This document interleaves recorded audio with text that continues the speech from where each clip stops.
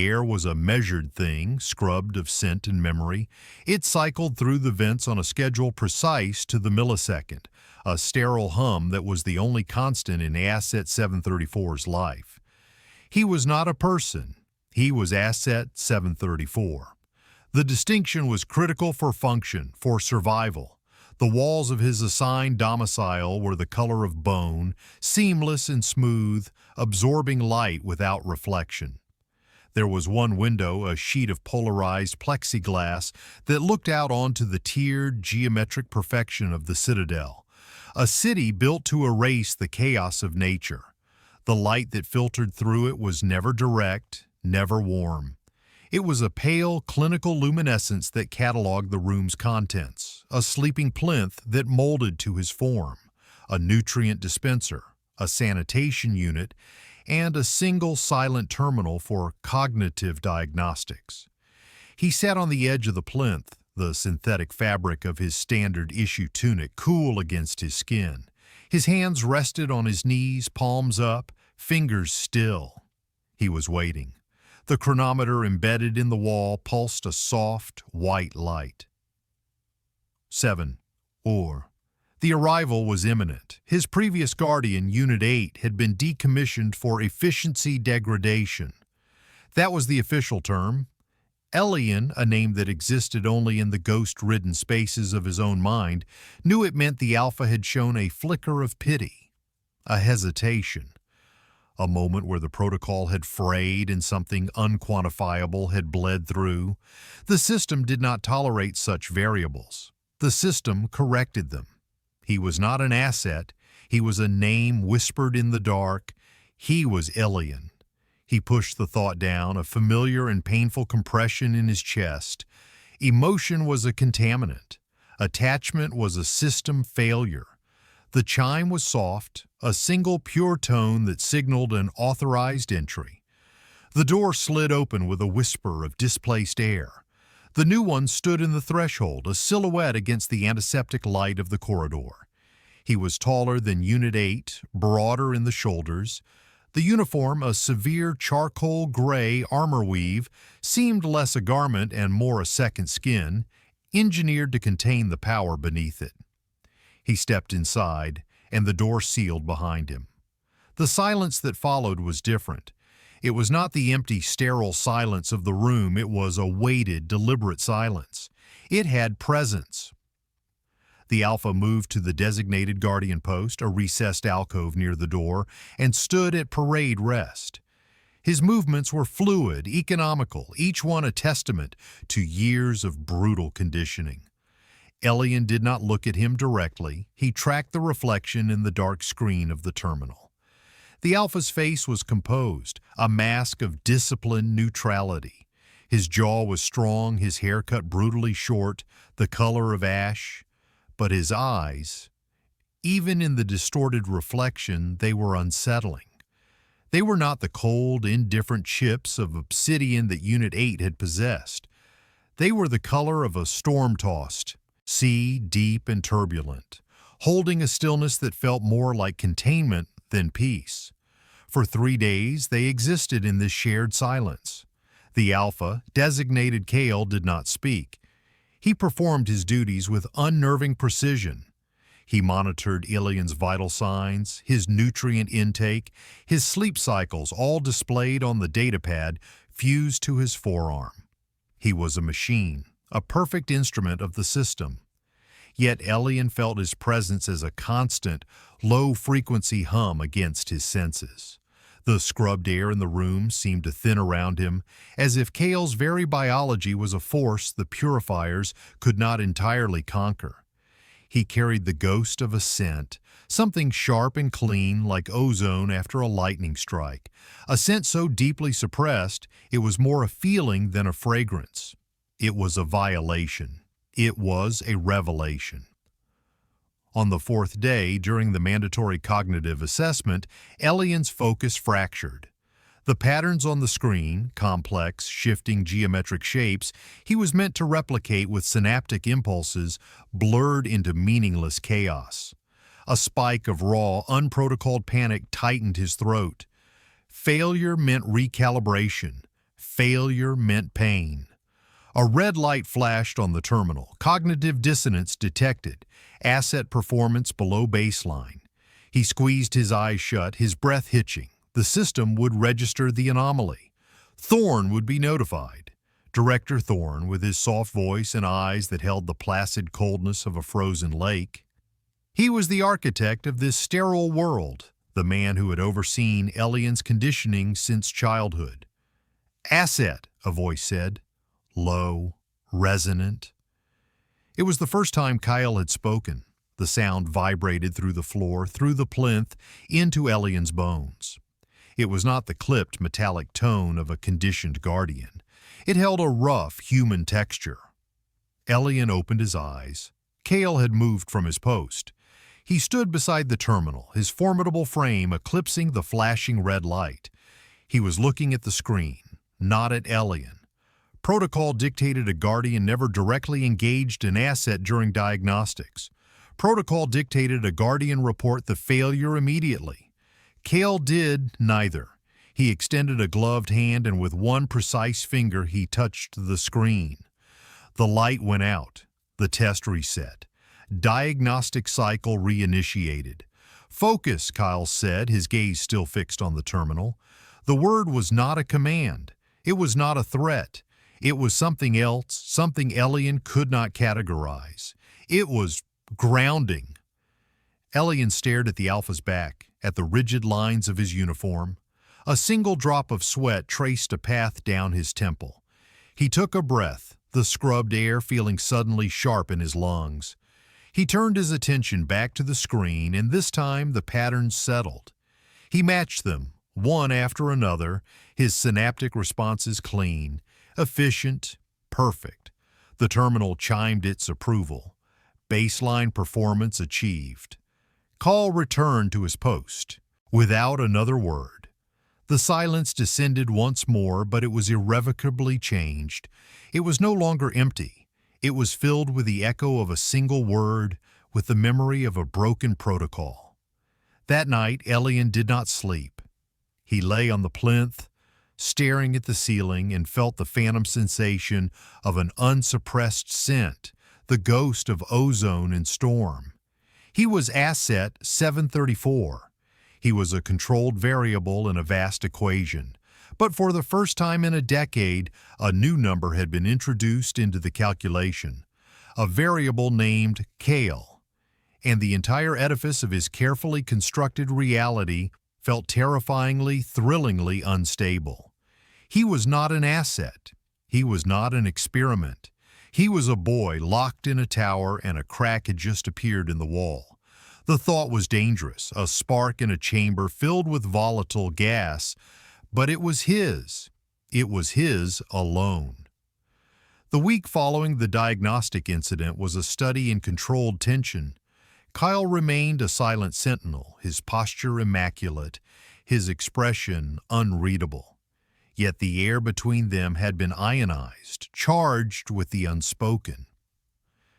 Elian found himself watching the Alpha's reflection in the dark surfaces of the room, cataloging the minute details his fear had previously blurred, the way his thumb would sometimes trace the seam of his glove, a barely perceptible motion of contained restlessness. The faint lines at the corners of his eyes that suggested he was older than his file stated, or that his life before this assignment had been hard.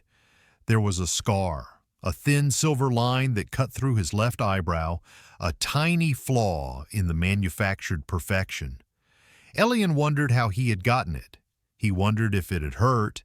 These thoughts were useless, dangerous deviations from his designated cognitive pathways, but they came unbidden, like weeds forcing their way through pristine pavement. He had been conditioned to see his guardians as extensions of the room, as furniture with a function. Unit 8 had been a chair, Unit 5, a lamp. Kyle was a storm held behind a pane of glass. You could see the lightning, feel the distant thunder, but you could not predict when the glass would break. Director Thorne scheduled a physical assessment. The summons appeared on Elian's terminal, the text a cold, clean font against the black screen.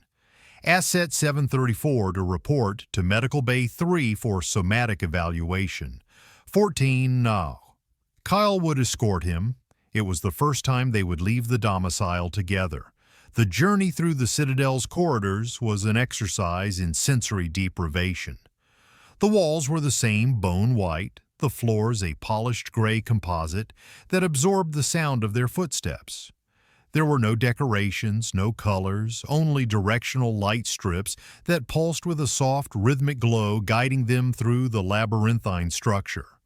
Other figures passed them, alphas in guardian uniforms, betas in technicians' jumpsuits, all moving with a shared sense of purpose, their faces blank, their interactions minimal. The Citadel did not encourage community, it engineered compliance.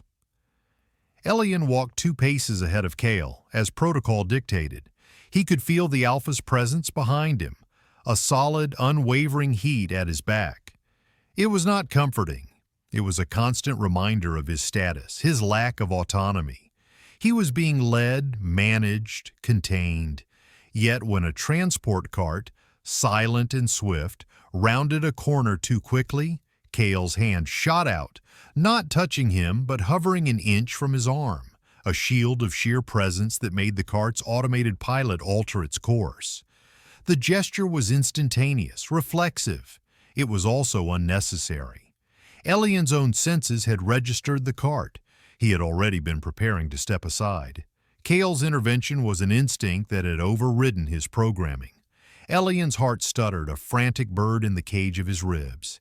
He kept walking, his gaze fixed forward, but the ghost of that protective gesture burned on his skin. Medical Bay 3 was colder than the rest of the Citadel, the air laced with the sharp antiseptic smell of sterilizing agents. A medical beta, her face professionally pleasant and utterly empty, directed Elian to an examination plinth in the center of the room. Coyle took up a position by the door, his stance rigid, his eyes scanning the room's periphery, cataloging every instrument, every exit. He was the perfect guardian. He was a fractured man. The beta was efficient.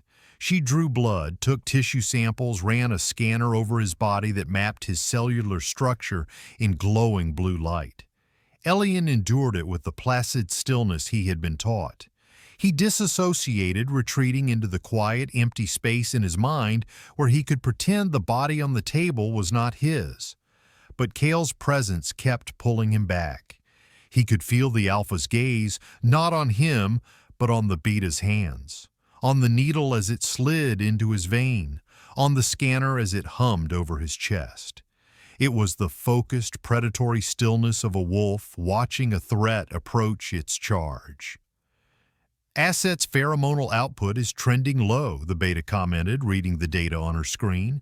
Suppressants are functioning at optimal levels. The door slid open. Director Thorne entered, his movements as silent and fluid as a shadow. He wore the off-white uniform of the Citadel's administrative caste, the fabric immaculate, his silver hair combed back from a high, intelligent forehead. His smile was a thin, precise curve that never reached his eyes. "Excellent news, technician," he said, his voice soft, cultured. He approached the plinth, his gaze sweeping over Elian's prone form. It was not a look of concern. It was the look of an engineer assessing a complex and valuable piece of machinery. Asset 734 is our most promising project. His stability is paramount. Thorne's eyes flicked to Kale, a brief, sharp assessment. "Guardian, report. The asset has been compliant. All. Biometrics are within standard parameters," Kale said, his voice a flat monotone. It was the correct official voice, stripped of the resonance Elian had heard in the domicile. There was a minor anomaly during a cognitive diagnostic 4 days ago. It self-corrected. The admission was a gamble. To omit it would be a direct violation, discoverable by a simple data review. To report it invited scrutiny. Thorne's gaze lingered on Kyle. Anomalies are points of data. They are not to be feared, merely understood. And corrected. He turned his attention back to Elian, his fingers, surprisingly cool, touching Elian's wrist, ostensibly to check his pulse. But Elian felt a faint psychic pressure from the touch, a cold, probing tendril seeking purchase in his mind. It was Thorn's particular talent, a low-grade telepathy that he used to gauge emotional states to root out dissent. It was why he had selected Elian for the project, to amplify and refine the Omega empathic trait into a controllable weapon. Elian fortified his mental shields, the barriers he had spent years building. He became a fortress of quiet emptiness, offering Thorn nothing to read. "So placid," Thorn murmured, a hint of something that might have been disappointment in his voice. "A perfect vessel. We are on the cusp of a breakthrough, 734. Your unique sensitivities will allow us to create a network of total emotional transparency, an end to subterfuge, to rebellion, an era of perfect managed peace." He released Elian's wrist. "You should be proud. You are the key to a stable society." Elian said nothing. Pride was an emotion, a contaminant. He was a key, a tool. He was not a person. "See that the asset is returned to his domicile," Thorn said to Kale, his back already turning as he swept out of the room. "And Guardian, ensure there are no more anomalies. Efficiency is our highest virtue."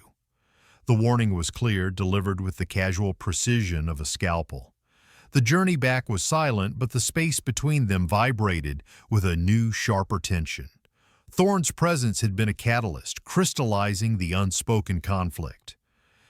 As they entered the domicile, the door sealing them inside, Elian turned, breaking protocol.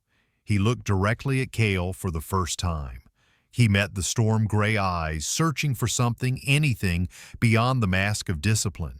He saw a flicker of it, a deep, painful conflict that mirrored his own. "He wants to use me," Elian whispered, the words feeling alien and rough in his throat. It was a statement, not a question. It was an accusation aimed at the entire world. Kale's jaw tightened, a muscle feathering along the hard line. He did not reply. He did not need to. He simply held Elian's gaze, and in that shared look, a silent acknowledgement passed between them. An understanding that they were both prisoners of the same system, cogs in the same cold, relentless machine. Kyle broke eye contact first, turning to his post, the perfect guardian once more. But the mask had slipped. For a fraction of a second, Elian had seen the man beneath the uniform, and the sight was more terrifying and more hopeful than anything he had ever known. He was an asset. She was a key. But a key could also be used to unlock a door. And for the first time, he felt the weight of it in his hand, a cold, hard promise of something beyond these bone-white walls. The Citadel operated on a rhythm of manufactured perfection, but even the most sophisticated systems contained ghosts, glitches, unforeseen variables.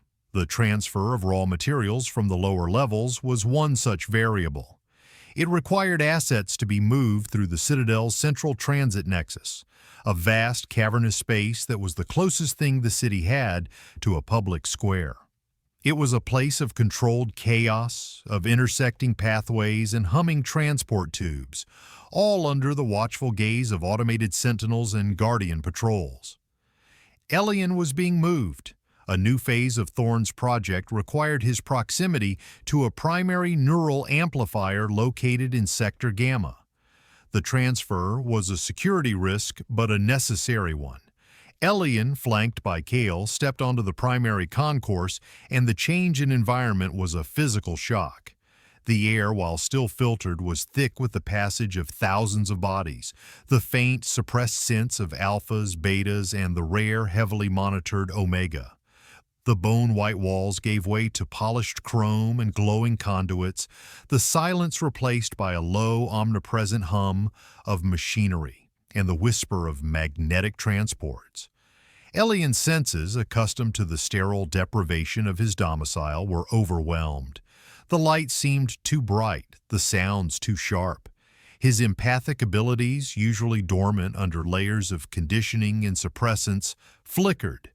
He felt the phantom brush of other people's anxieties, their boredom, their focus, a dull gray static of managed emotion. He faltered, his step hesitating.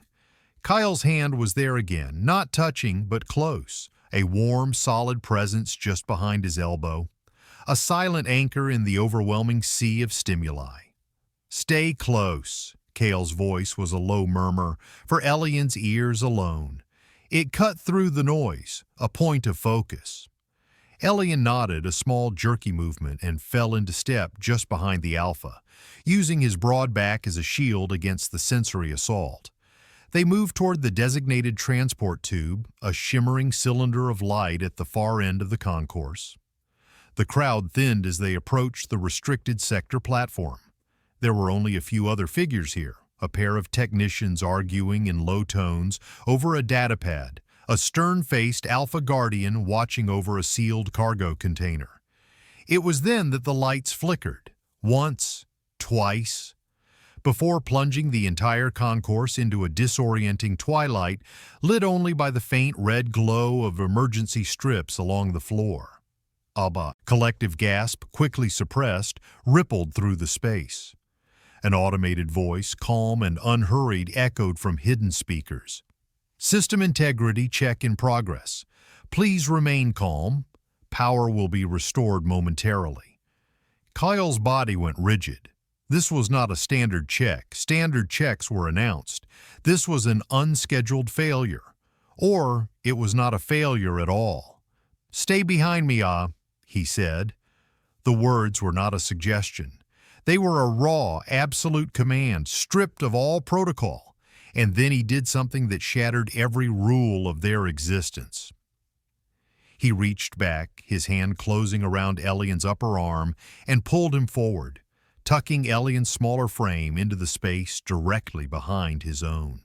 He pressed Elian against his chest, one arm a steel band around him, the other hand already reaching for the sidearm holstered at his hip. The world contracted to the space of Kyle's body.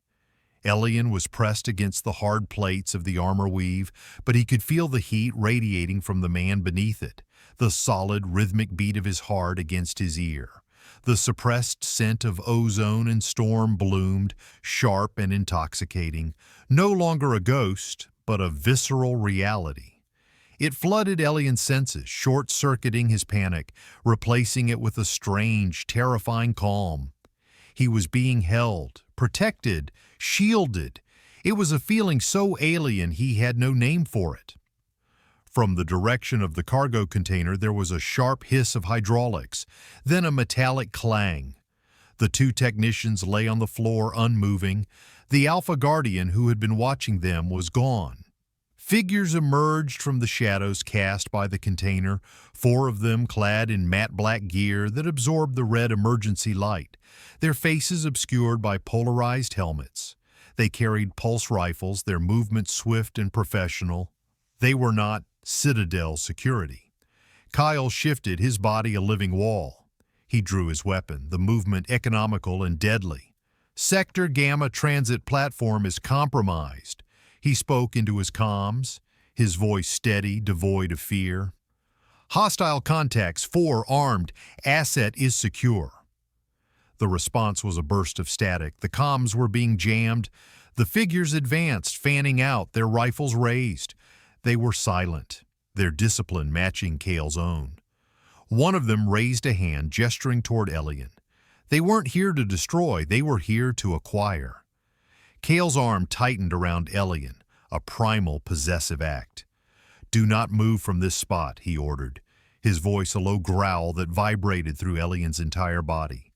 He pushed Elian back, pinning him against the cool metal of a support pillar, creating a clear line of fire.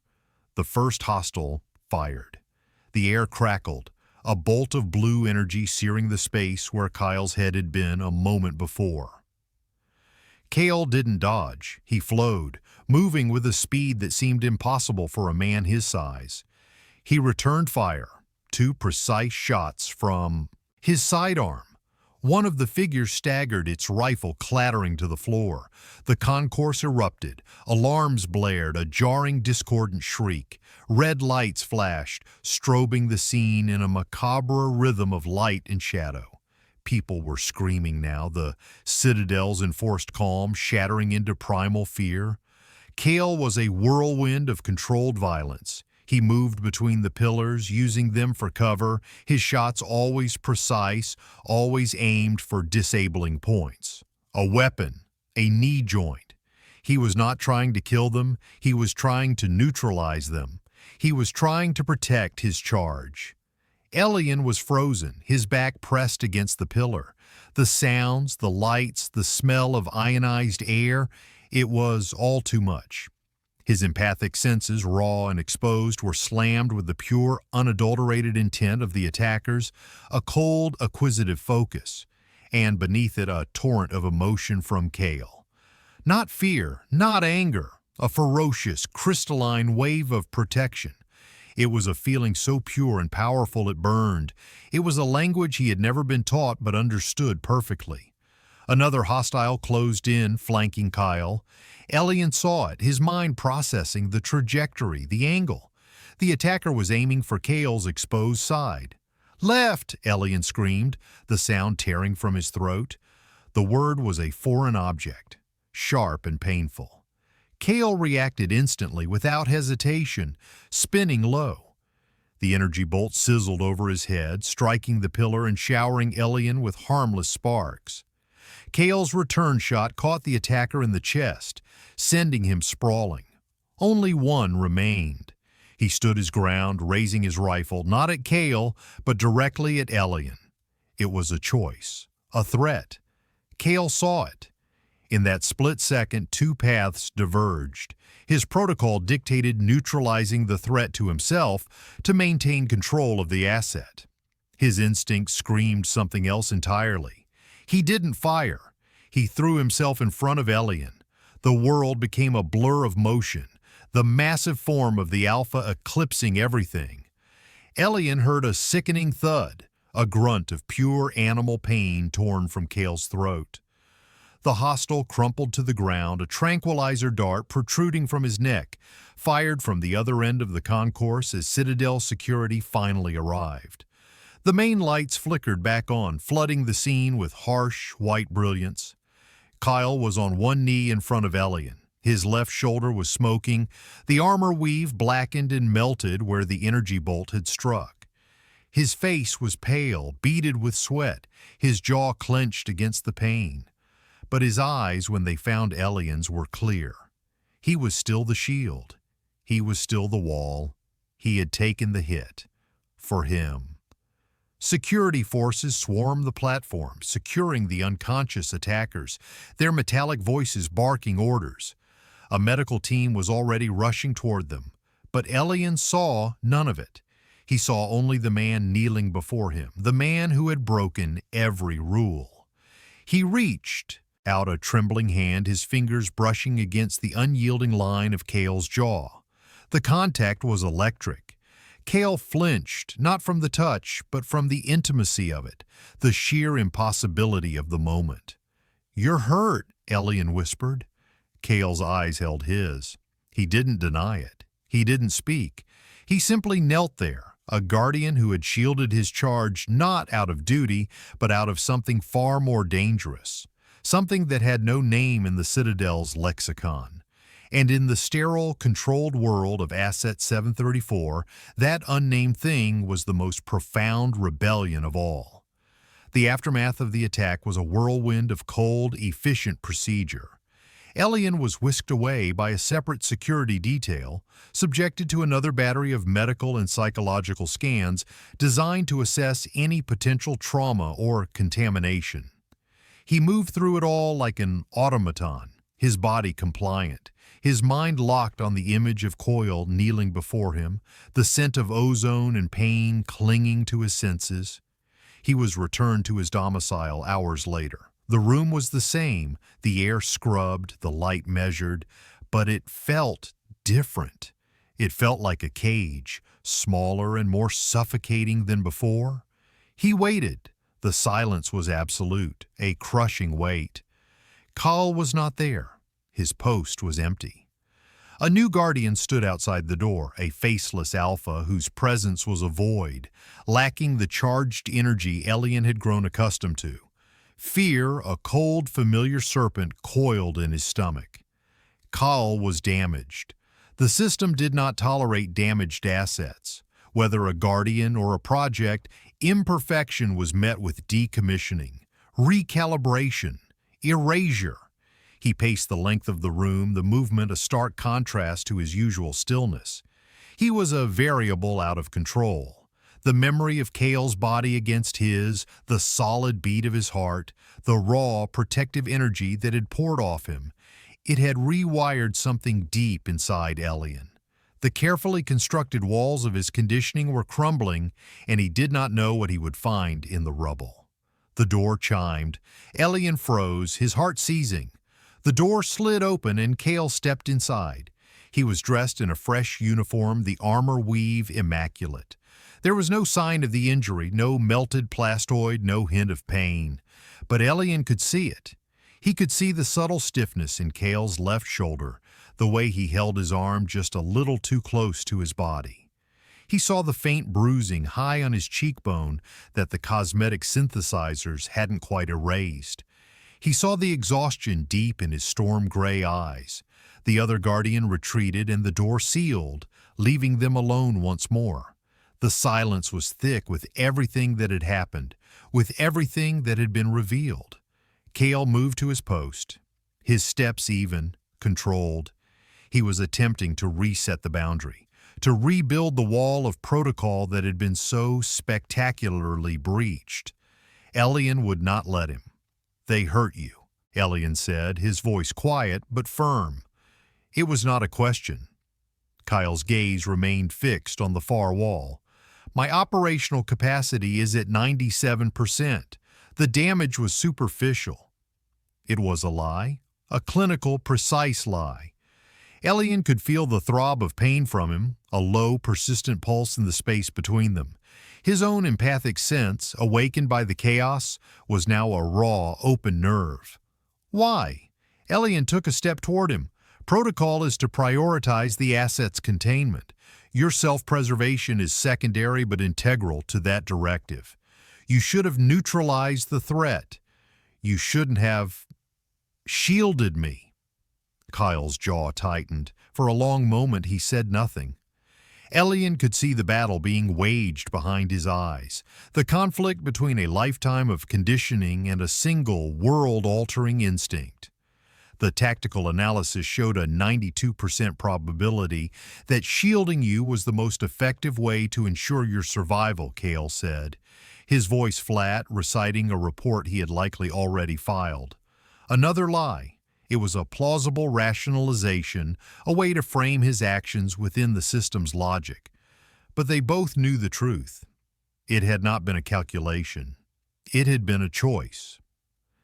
Elian closed the remaining distance between them, stopping just a foot from the Alpha. He had never been this close to him voluntarily. He could see the fine texture of his skin, the individual lashes that framed his turbulent eyes. He could feel the heat rolling off his body.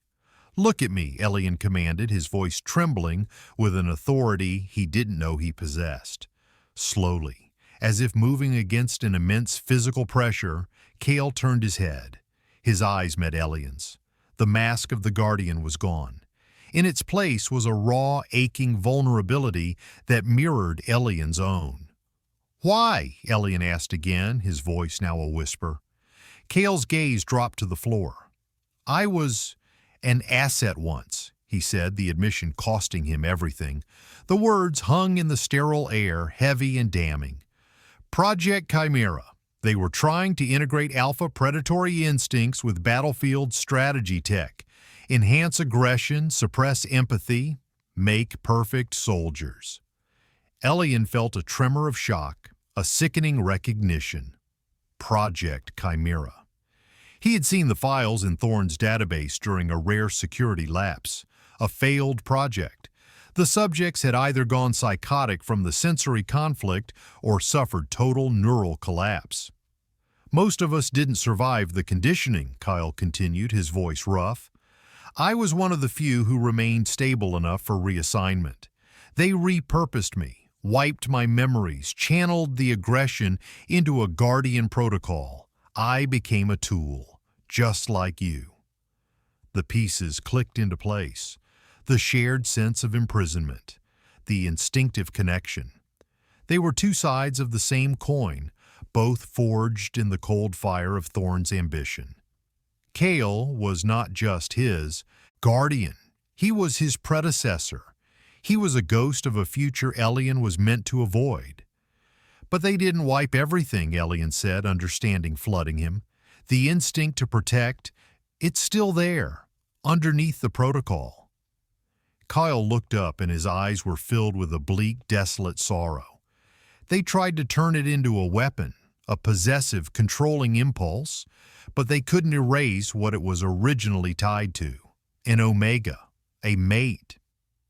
The unspoken confession hung between them, more intimate than any touch. The instinct that had driven him to shield Elian was not just a guardian's duty. It was the deeply ingrained biological imperative of an alpha to protect his Omega, an instinct his conditioning had failed to eradicate. Elian felt a dizzying rush of emotion, terror, disbelief, and a fragile, terrifying flicker of hope. He was not just an asset to Kale. He was something more, something the Citadel had tried to render meaningless. He reached out, his hand hovering in the space between them. He wanted to touch the bruise on his cheek, to offer a comfort he himself had never known. But he stopped, his hand trembling. Such a gesture was a rebellion too far. Kale saw the aborted movement. He saw the conflict in Elian's eyes. And in that moment he made another choice. He slowly, deliberately lifted his own hand. He didn't touch Elian's skin. Instead, he mirrored the gesture, his gloved fingers hovering an inch from Elian's, palm to palm. They stood there, connected by a field of pure, unadulterated tension, by a shared history of pain and a dawning, impossible future. The air crackled with their proximity. It was a pact, a silent, desperate promise made in the heart of the machine that sought to destroy them. They were no longer just guardian and asset. They were two broken pieces of the same brutal system, and they had just found each other in the dark. The unspoken question lingered between them. What now? Neither of them had the answer. But for the first time, the silence in the room was not one of isolation. It was a shared silence, a sanctuary. And in that sanctuary, the seeds of a rebellion had finally, irrevocably taken root. The revelation of Kale's past changed the very atmosphere of the domicile. The sterile space became a crucible. The silence between them no longer a void, but a medium for a silent, frantic conversation. Every shared glance, every subtle shift in posture was laden with new meaning. Elian found himself studying Kyle with a new, desperate intensity, trying to see the ghost of the asset he once was, the man buried beneath the layers of conditioning. Kyle, in turn, seemed to be unraveling from the inside out.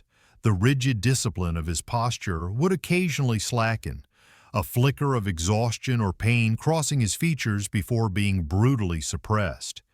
He was fighting a war on two fronts, against the system that owned him and against the instincts it had failed to destroy. Their new reality was a dangerous dance on a knife's edge. Thorn had visited Elian again, his presence a chilling intrusion. He had praised Elian's composure during the attack, calling it a successful stress test of the asset's stability. He spoke of the attackers as external agitators, a radical group that rejected the Citadel's vision of ordered peace. But his eyes, cold and analytical, had lingered on Kyle, who stood impassively at his post. Thorn was watching. He was collecting data. He knew something had shifted, even if he couldn't define the variable. The true change manifested in small, almost imperceptible acts of defiance. One evening, the nutrient dispenser produced Elian's usual gray, tasteless protein paste. As Elian ate, Kale moved from his post to the domicile's environmental control panel. He made a minute adjustment. A moment later, a scent bloomed in the air. It was faint, almost subliminal, but it was real.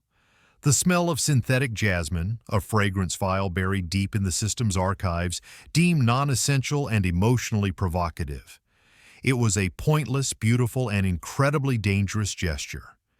Elian Spoon paused halfway to his mouth. He looked at Kale, whose back was to him, his posture betraying nothing. The jasmine scent, clean and sweet, was a stark contrast to the sterile air and the tasteless food. It was a reminder of a world beyond these walls, a world with color and scent and feeling. It was an act of profound tenderness. Elian began to push back in his own way. During his cognitive diagnostics, he started to hide things. He built a small, encrypted partition in his own mind, a walled garden where he stored the memory of Kyle's touch, the scent of jasmine, the feeling of the Alpha's heartbeat against his ear. He would complete the tests perfectly, giving the system the data it wanted while in the hidden corners of his consciousness, he nurtured his rebellion. He also began to tentatively explore the empathic connection that now pulsed between them. He would focus on Kale, not with the invasive probing of Thorn, but with a gentle, questioning touch. He felt the constant, grinding ache in Kyle's shoulder, a phantom pain that the medical nanites couldn't erase because it was tied to the memory of protecting him. He felt the deep well of loneliness Kale carried, the isolation of a man who remembered just enough to know what he had lost. One night, Elian was jolted from a shallow sleep by a nightmare. He was back in the early days of his conditioning, a small, terrified child in a white room, Thorn's soft voice promising peace while needles slid into his arm, dampening his emotions, silencing his spirit. He woke with a choked gasp, his body rigid with remembered terror. He sat up on the plinth, his heart hammering against his ribs. He was not a child. He was Asset 734. But the fear was real, a cold sweat on his skin. From the darkness of the alcove there was a soft sound. Kale had moved. He stood just outside the recessed space, a dark, solid shape in the dim light of the chronometer. He did not speak. He did not approach. He simply stood there, his presence a silent declaration. You are not alone. Elian focused on his breathing, trying to regain control. He reached out with his mind, tentatively, and for the first time he felt Kale deliberately lower his own mental shields. It wasn't a full opening, that would have been overwhelming for them both, but a small, controlled aperture. Through it, Kale sent a feeling, not an emotion, but a sensation. The feeling of cool, still water, the image of a vast, quiet forest under a sky full of stars. It was a memory, a fragment of his life before the project, a piece of himself he had managed to hide from the memory wipes. The sensation washed over Elian, calming the frantic rhythm of his heart, soothing the raw edges of his fear. It was an act of profound intimacy, a sharing of souls in the silent dark. Elian sent back a feeling of his own, gratitude, a warmth that was fragile but pure. Kale absorbed it, and Elian felt a tremor run through him, a deep, shuddering response to a kindness he had not felt in years. The connection held for a long moment, a silent, powerful current flowing between them. It was more real, more meaningful than any words could ever be. This was their new language. This was how they would survive. The next day, Kale broke his silence. Elian was staring at the window at the cold, geometric city when the Alpha spoke, his voice low. There is a place outside the Citadel. They call it the Periphery. It's not like this, it's disorganized, alive. Elian turned his eyes wide. To speak of the outside was forbidden.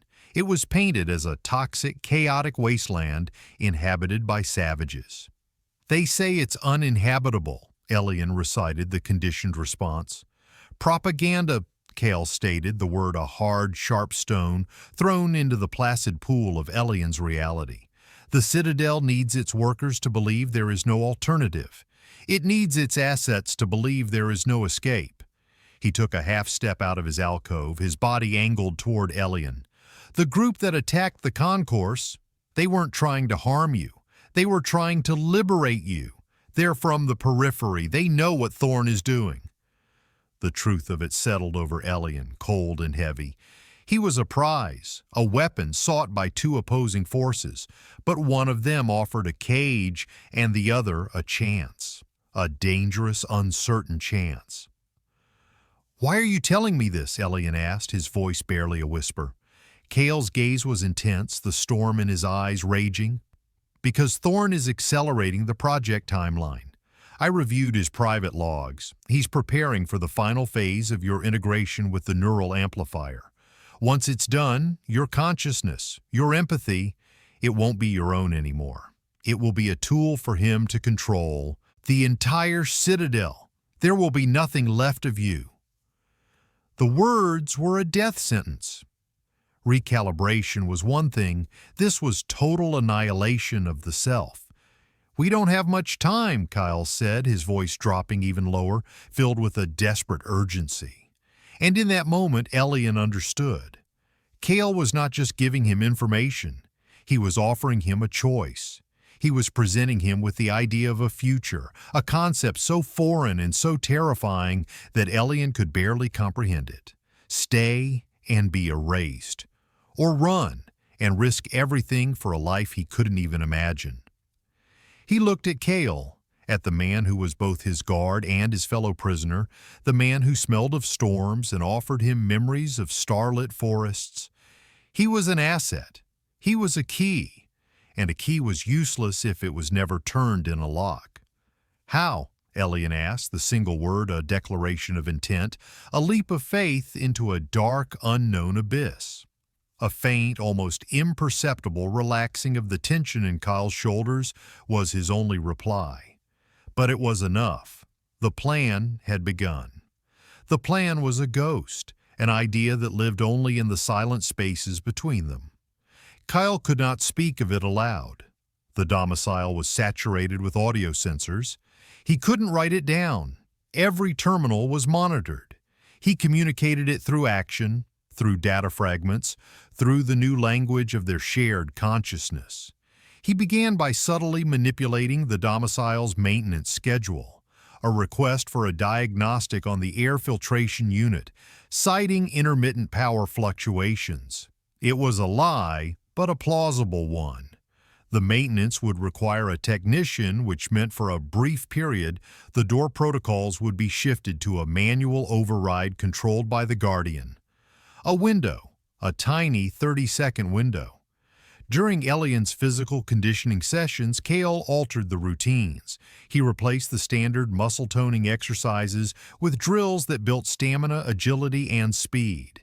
He was training Elian to run. He would demonstrate a move, a swift pivot, a low crouch, and project the reason for it directly into Elian's mind.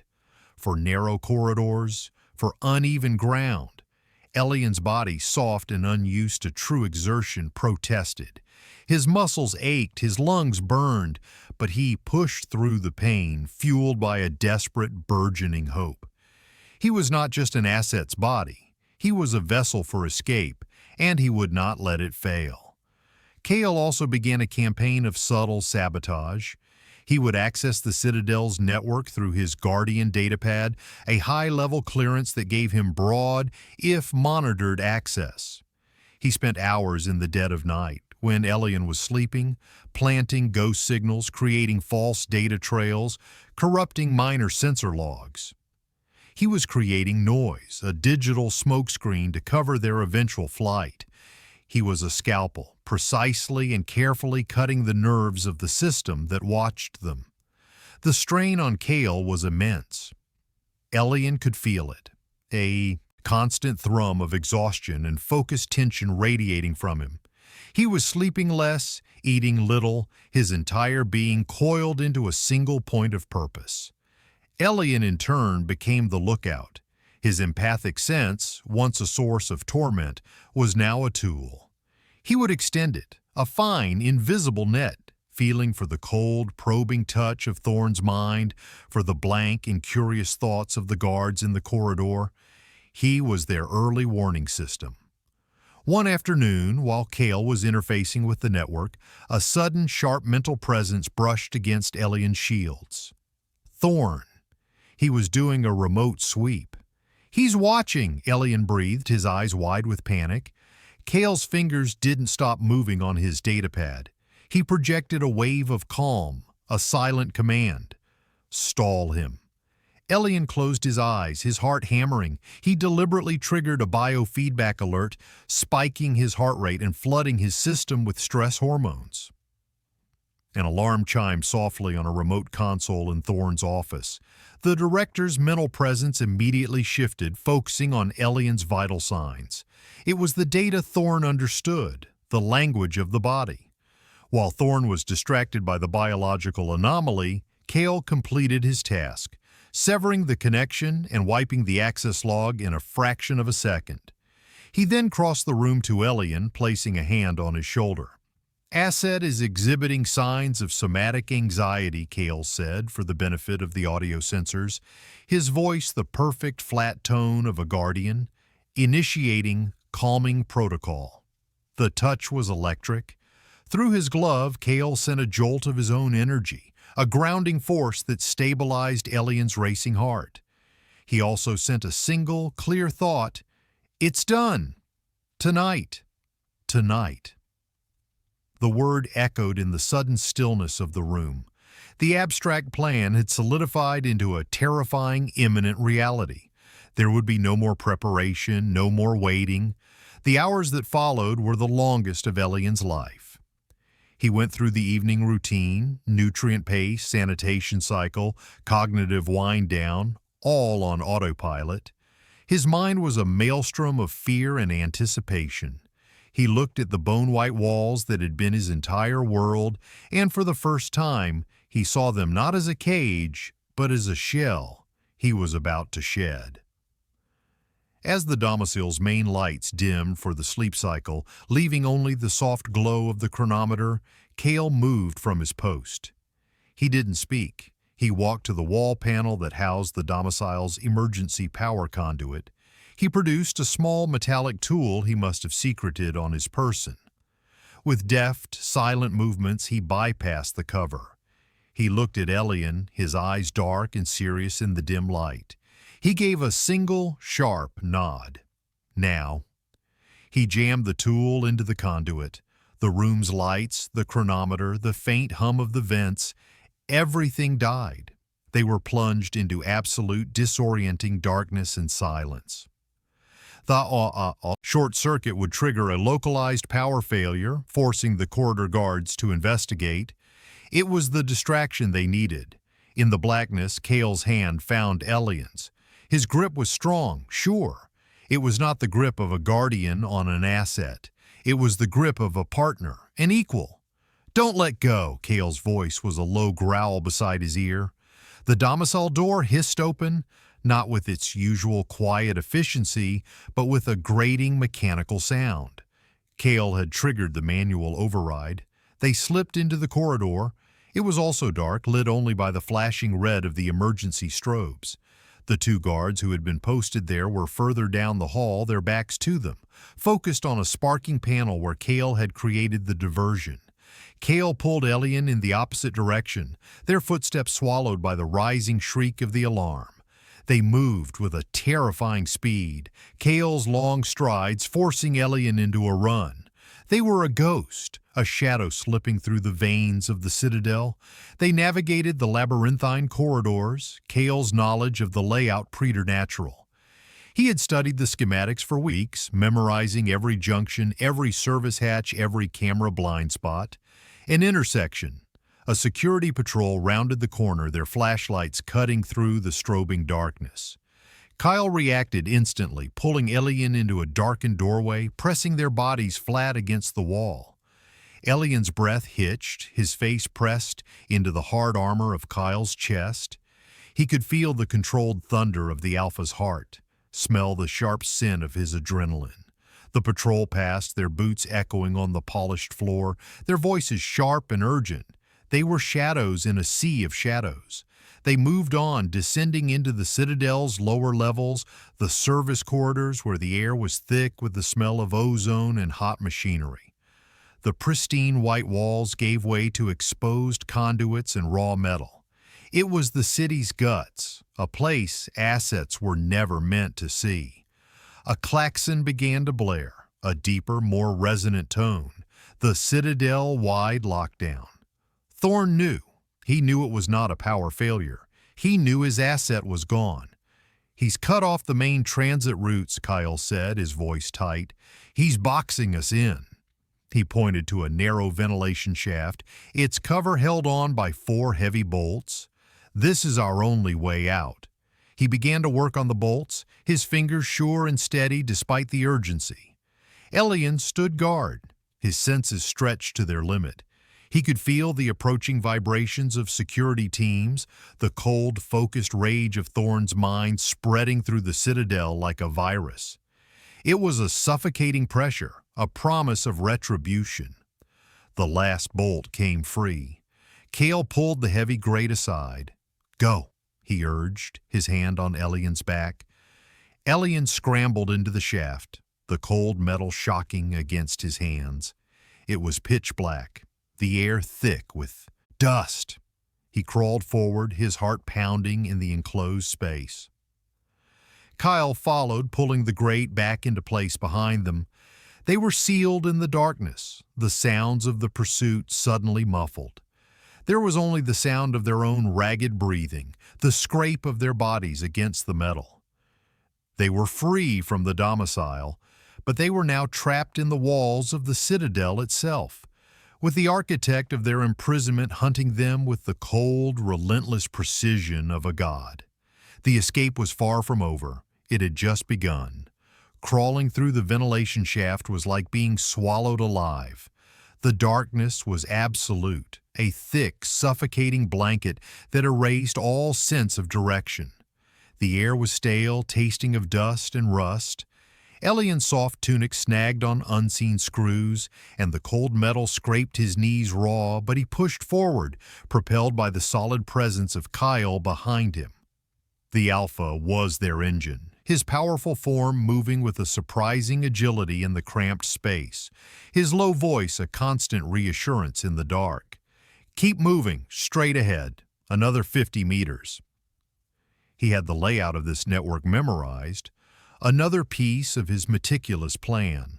The sounds from outside the shaft were a distorted symphony of their failure. The distant echoing shouts of security teams, the rhythmic thud of mag boots on metal flooring, the pervasive gut-wrenching blare of the lockdown alarm. They were the sounds of the Citadel's immune system responding to an infection. To them. Thorne's mental presence was a constant, icy pressure at the edges of Elian's mind. He was not just directing the search, he was actively scanning, his consciousness sweeping through the corridors like a searchlight. Elian focused on making his own mind a small, dark stone, hoping to be passed over, to be lost in the noise. They reached a junction. Kyle stopped him with a hand on his ankle. "Wait!" A moment later, a bright light shone through a grate below them. They froze, their breath held. A security team passed directly beneath, their voices sharp and clear. "No sign of them in sub-level 3. The director wants all service conduits sealed. Full thermal scan initiated." Thermal scan. Kyle's hand tightened on Elian's ankle. He projected a single urgent thought. Cold. They were a heat signature in a cold metal tube. A beacon. Kyle began moving again, faster this time. "There's a coolant duct up ahead. It will mask our signature, but it will be difficult." The term difficult was a stark understatement. The entrance to the coolant duct was a secondary shaft, and the air that billowed from it was frigid. It stole the breath from Elian's lungs and turned his skin to ice in seconds. The metal was slick with condensation. "Go," Kyle urged, his voice tight against the cold. "Don't stop. The exposure is dangerous." Elian plunged into the freezing tunnel, his body screaming in protest. Every inch was agony. His fingers grew numb, his movements clumsy. The cold was a physical entity, a predator sinking its teeth into him. He could feel Kyle behind him, could feel the shudders that racked the Alpha's larger body as he endured the same brutal temperature. But through their bond, Kale sent a steady stream of warmth, a projection of heat and fire, a memory of a son he had once known. It was a desperate, draining effort, a psychic shield against the physical reality of the cold. It was just enough to keep Elian moving. They emerged from the coolant duct into a main ventilation trunk, their bodies trembling uncontrollably, their clothes stiff with frost. They were in a vast, dark space, a cathedral of machinery. Huge fans currently still stood like monolithic sculptures. This was one of the Citadel's lungs. The primary atmospheric exchange port, Cowell breathed, his words fogging in the air. It leads outside. They only cycle it once every 12 hours. The next cycle is in 10 minutes. 10 minutes. They had to cross the chamber to the massive iris valve that led to the periphery. But they were not alone. As their eyes adjusted to the gloom, they saw them. Figures standing silently near the base of the fans, not Citadel security. They wore the same matte black gear as the attackers from the concourse, the Liberators. One of them stepped forward, raising a hand, palm open, a gesture of peace. But before they could speak, the chamber was flooded with blinding white light. Searchlights from catwalks high above pinned them in their glare. Asset 734, Thorne's voice boomed from a network of speakers, amplified and distorted, the voice of a disembodied god. You have been misled. These terrorists offer you only chaos. Return to me. Return to order. Your purpose is too important to be squandered in the wasteland. Elian flinched, instinctively moving closer to Kale. The Liberators scattered, taking cover behind the machinery. Pulse rifle fire erupted from the catwalks, blue energy bolts stitching patterns in the darkness around them. Kale shoved Elian toward the cover of a massive support pillar. Get to the port! They'll cover you, he yelled over the din. He drew his own weapon, laying down precise, suppressive fire at the lights on the catwalks, plunging sections of the chamber back into shadow. One of the black-clad figures appeared at Elian's side. They gestured frantically toward the iris valve, which was beginning to cycle open with a low, grinding groan. A sliver of night sky, impossibly dark and dotted with real stars, was visible. We have to go now, the figure yelled, their voice filtered through a modulator. Elian was torn. He looked back at Kyle, who was exchanging fire with the security teams, a lone warrior against an army. He was drawing their attention, buying Elian time. He was sacrificing himself. No, Elian screamed, the word ripped from his soul. He would not leave him. He would not be. The reason Kale was decommissioned, erased.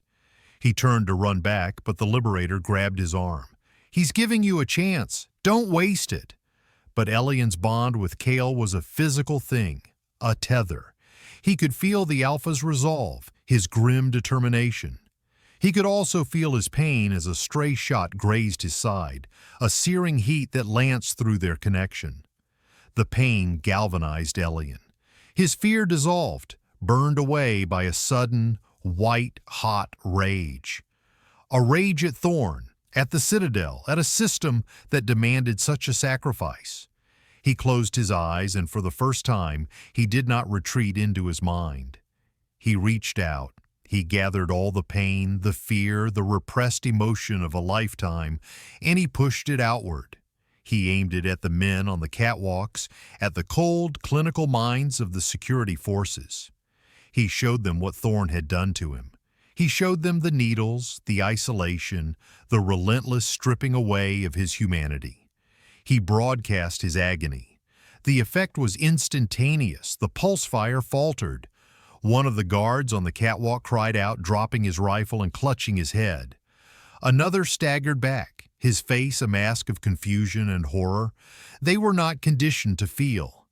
Elian was forcing them to feel his trauma, and their minds were short-circuiting. High above, in his control room, Thorne recoiled from his console, a hand pressed to his temple. He had felt it too, a feedback loop of pure, weaponized despair. "Contain him!" he roared, his voice losing its composure for the first time. "Sever the neural link!" But it was too late. The momentary chaos was the opening they needed. Kale sprinted from his cover, grabbing Elian's hand. "Now!" he yelled. Together with the remaining liberators providing cover fire, they ran for the opening iris. The wind from the outside world hit them first, a wild, untamed thing that carried the scent of rain and wet earth and growing things. It was a sensory explosion, overwhelming and beautiful.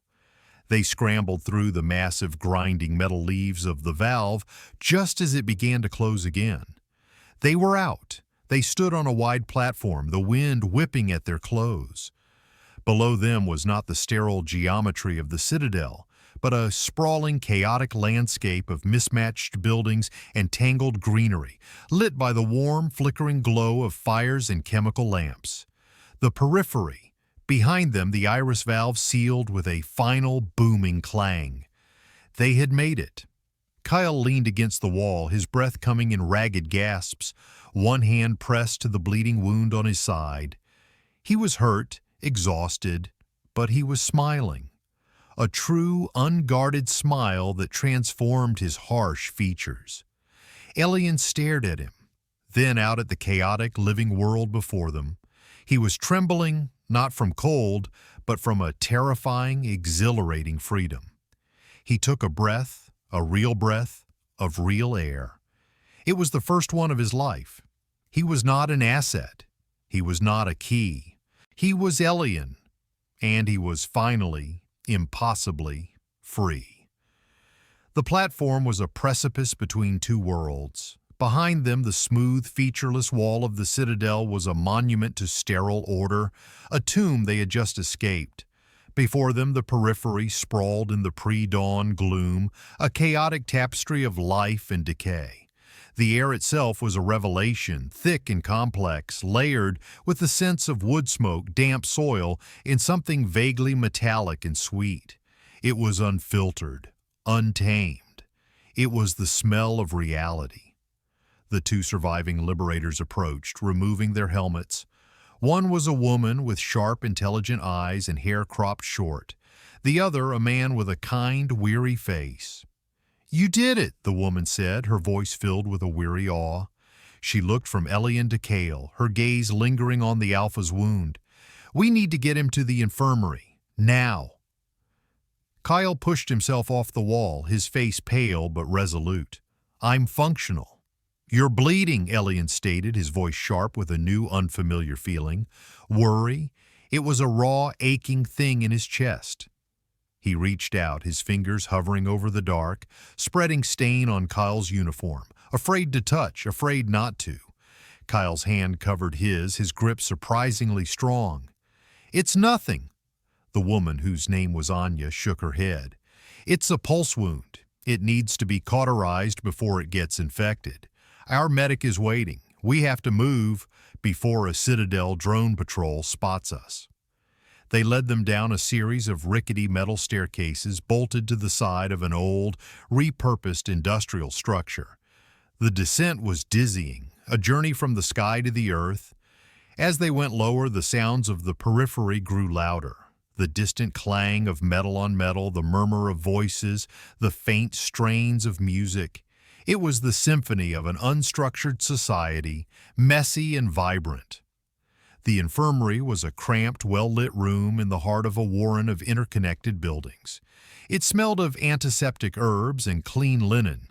A grizzled older beta, the medic, took one look at Kale and immediately set to work, cutting away the uniform to expose the angry, cauterized wound. Elian stood in the corner feeling useless, his hands clenched at his sides. He watched the medic work, his eyes tracing the lines of pain on Kyle's face as the wound was cleaned and dressed. He saw the network of old scars that crisscrossed the Alpha's torso, a roadmap of a violent past. Each mark was a testament to the life Cale had lived, the life that had been stolen from him. He was not just a guardian. He was a survivor. After the medic was finished, Anya gave them fresh clothes, soft, worn trousers and tunics of a rough, natural fiber. The synthetic fabric of their Citadel uniforms felt like a dead skin they were finally shedding. Dressed, they were led to a small, quiet room with 2 cots and a single, grime-streaked window that looked out onto a narrow, bustling alleyway. "Get some rest," Anya said, her tone softer now. "You're safe here. The Citadel's reach is long, but we know how to hide. We'll talk when you've recovered." She left them, closing the heavy wooden door behind her, plunging the room into a quiet intimacy. Cale immediately sank onto one of the cots, his body finally succumbing to the exhaustion and blood loss. He lay on his back, his eyes closed, his breathing deep but strained. Elian stood for a long moment, just watching him. The silence was different here. It was not the sterile, enforced silence of the Citadel. It was a living quiet, filled with the faint, ambient sounds of the world outside. He crossed the room and sat on the edge of Kyle's cot. The mattress sagged under his weight. He looked at the Alpha's face, stripped of its armor and its rigid discipline. He looked younger, more vulnerable. The scar through his eyebrow seemed starker against his pale skin. Without thinking, Elian reached out and gently traced the line of the scar with his fingertip. Cale's eyes opened. The storm gray was clouded with pain, but clear. He didn't pull away, he simply watched Elian, his gaze steady. "Does it hurt?" Elian whispered, his finger still resting on Kyle's brow. Kyle considered the question for a long moment. "It used to," he finally said, his voice rough. "I couldn't remember how I got it. It was just a flaw, a piece of data that didn't fit the new programming. Now, I think I'm starting to remember." The memory wipe wasn't perfect. It was a dam with cracks, and being near Elian, reawakening his core instincts, had put pressure on those cracks. Pieces of his former self were beginning to bleed through. "What do you remember?" Elian asked, his voice hushed. "A flash of light," Kyle murmured, his eyes losing focus as he looked inward. "The smell of burning metal, and a voice screaming my name." He fell silent, the effort of remembering too much for his exhausted mind. Elian pulled his hand back. He understood. Kyle wasn't just healing from a pulse wound. He was healing from a wound that had been carved into his very soul. They sat in a comfortable silence, the shared space between them no longer charged with the desperate tension of escape, but with a quiet, burgeoning tenderness. Elian felt the last of his own walls crumbling, the conditioning, the years of emotional suppression. It all felt like a dream from a former life. Here in this dusty room with this broken, beautiful man, he felt real. "Cale," he said, testing the name on his tongue. It felt right. It felt true. "Thank you." Cale's eyes met his, and the corner of his mouth tilted up in a faint, weary smile. "I believe the correct protocol is for me to thank you," he said, his voice laced with a dark, ironic humor that was entirely new. "Your broadcast saved us both." Elian thought of the wave of pain he had unleashed. It had been an act of desperation, of rage. But it had also been an act of connection, of forcing others to understand his suffering. It was a power he never knew he had, a power Thorn had wanted to twist into a weapon of control. Here, maybe it could be something else. "I didn't know I could do that," Elian admitted. "You have more strength than you know, Elian," Cale said, his voice soft. He used Elian's name, the real one, and the sound of it, spoken in Cale's deep voice, was a validation, a claiming. It was an acknowledgement of the person he was, not the asset he had been. Overwhelmed by a sudden wave of emotion too powerful to name, Elian simply nodded. He stood up and moved to the other cot, lying down on his side, facing Cale. He was exhausted, his body and mind battered, but he felt a profound sense of peace. He was free, He was safe. He was with Kale. As he drifted off to sleep, lulled by the steady sound of the Alpha's breathing, he reached out with his mind, a gentle, questioning touch. Kale's consciousness met his, not with a projected memory this time, but with a simple, pure feeling, a deep, unwavering sense of rightness, of homecoming. And for the first time in his life, Elian slept without nightmares. His dreams filled not with white rooms and cold needles, but with the scent of ozone and jasmine, and the promise of a star-lit sky. The days that followed were a period of quiet healing and profound discovery. The periphery was nothing like the Citadel's propaganda had described. It wasn't a lawless wasteland. It was a community, resilient and resourceful, built in the shadow of the monolith that had cast them out. It was a city of scavengers and innovators, of artists and engineers who repurposed the Citadel's trash into a thriving, if messy, society. Elian, who had never seen a real plant, was mesmerized by the rooftop gardens, where residents grew strange, colorful vegetables under glowing sun lamps. He, who had only ever tasted nutrient paste, was overwhelmed by the complex flavors of a simple bowl of stew, rich with herbs he couldn't name. Every day was a sensory revelation. Kyle recovered slowly. The pulse wound was deep, and years of suppressed biology meant his alpha healing abilities were sluggish. He spent most of his time resting, his formidable strength muted, replaced by a quiet, watchful stillness. During this time, Anya and the other leaders of the resistance, a council of alphas, betas, and omegas, would speak with them. They explained their cause. They were not terrorists. They were escapees, exiles, and the children of those who had refused to submit to the Citadel's sterile order. Their attack had not been random. It was one of many attempts to rescue the assets trapped inside, especially the Omegas whom Thorn prized for his psychic projects. Thorn's emotional transparency network is a weapon of absolute control, Anya explained, her face grim. He believes that if he can monitor and manipulate the emotions of the entire population, he can eliminate all dissent, all conflict. He calls it peace. We call it slavery. They had been trying to get to Elian for years. He was the linchpin of the entire project. His escape was a major blow to Thorn, but it also made him a target. The Citadel will not stop hunting you, she warned. You are the one piece of his machine that escaped. He will want you back. During these meetings, Elian found a new voice. He provided detailed information about the Citadel's internal security, about Thorn's psychological profile, about the neural amplifier's schematics, which he had been forced to study. The asset, the vessel, was now a strategist. The key was now a weapon for the other side. Kyle would watch him, his expression a mixture of pride and awe. He saw the brilliant mind that had been trapped and dulled by conditioning now shining through. The most profound changes, however, happened in the quiet moments they shared in their small room. The psychic bond between them, no longer a secret, desperate channel, deepened into a constant, comforting current. They could sit in silence for hours, yet communicate more than most people did in a lifetime. One evening, Kale was sitting on his cot, his back against the wall, his eyes closed. Elian could feel the phantom pain from his old conditioning flaring up, a headache that was more memory than physical sensation. Elian sat beside him, not touching, and reached out with his mind.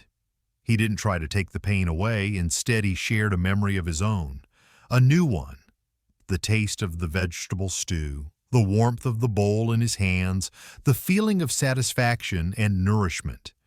He projected the simple, uncomplicated pleasure of it into Kyle's mind. He felt the tension in Kyle's shoulders ease, the psychic noise of his pain quieting under the gentle weight of the new, good memory. Kale opened his eyes, his gaze soft. "How do you do that?" "I think this is what it was always for," Elian said, a slow realization dawning on him. "My empathy. It wasn't meant to be a weapon or a tool for control. It was meant for this, For healing. He looked at their hands, resting side by side on the rough blanket, for connection. Kale's hand moved, his fingers gently closing over Elian's. His touch was warm, real, the leather of his old gloves, a distant memory. The skin-to-skin contact sent a jolt through Elian, a warmth that spread up his arm and settled in his chest. It was not the shocking, overwhelming contact of the concourse. It was a quiet, deliberate claiming. Elian, Kyle said, his voice low and serious. What they did to me, the Chimera Project, it was designed to sever the protective instinct from its emotional source, to make it a cold, possessive function. When I was assigned to you, the protocol was clear. You were an object to be guarded. He paused, his thumb stroking the back of Elian's hand. But it didn't work. Being near you, it bypassed the conditioning. It reconnected the instinct to its source, to you. The need to protect you is not my programming. It's mine. The confession was everything. It was the final validation that what had happened between them was real, not an anomaly or a glitch in their conditioning. It was a choice. It was a feeling. Elian's throat felt tight. He had no words for the emotion that swelled within him. He had been taught that love was a myth, a chaotic variable that led to instability. But the feeling that bound him to Kale was the most stable, grounding force he had ever known. So instead of speaking, he leaned in and gently rested his head on Kale's uninjured shoulder. Kale's arm came around him, pulling him close in a gesture that was no longer about shielding him from attack, but about simple, profound comfort. Elian breathed in Kale's scent.